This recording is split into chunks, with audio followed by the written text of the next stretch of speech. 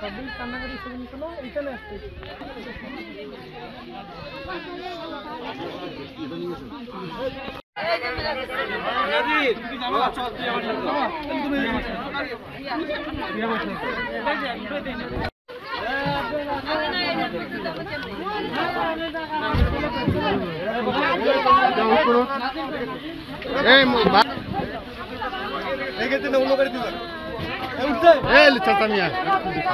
কি দেখেন তোমরা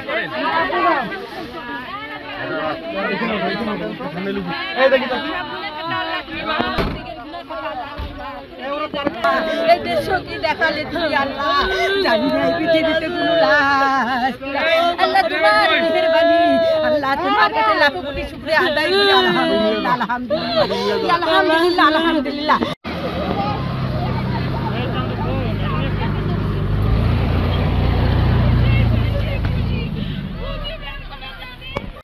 আমার ভাই গুলি গেছে, পরে ঢাকা মেডিকেল থেকে নিয়ে আসা যায়, মেডিকেল এসে মারা গেছে। তার লাশ এখন পোস্টমর্টম হবে। আমাদের চাই আমরা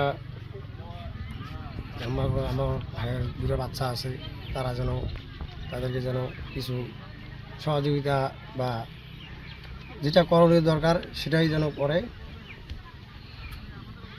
আর কি বলবো এখানে, আপনাদের পরিবারকে কেউ কোনো এখন এরকম কিছু আমার কানে আসে নাই, আমি শুনি নাই কি। লোকের সামনে আমার ছেলে দাঁড়াইছে, আমার ছেলে ওখানে গুলি খেয়ে মারা গেছে, গুলি খেয়ে মারা গেছে। আর তো আমি কিছু করতে পারি না, আমি বাসার থেকে শুনি যে গুলি খেয়ে মারা গেছে। এখন আমরা আর কি করব? এখন আমরা বিচার চাই, শেখ হাসিনার বিচার চাই। আমরা সরকারের কাছে আবেদন জানাইছি যে আমরা সত্যভাবে বিচার এটা চাই। আমাদের বউ নাতি বাচ্চা মা কীভাবে চলবো, কীভাবে দুনিয়াতে বাঁচবো, আল্লাহ চালে আল্লাহ, তারপরেও তো আমাদের একটা বিচার আছে।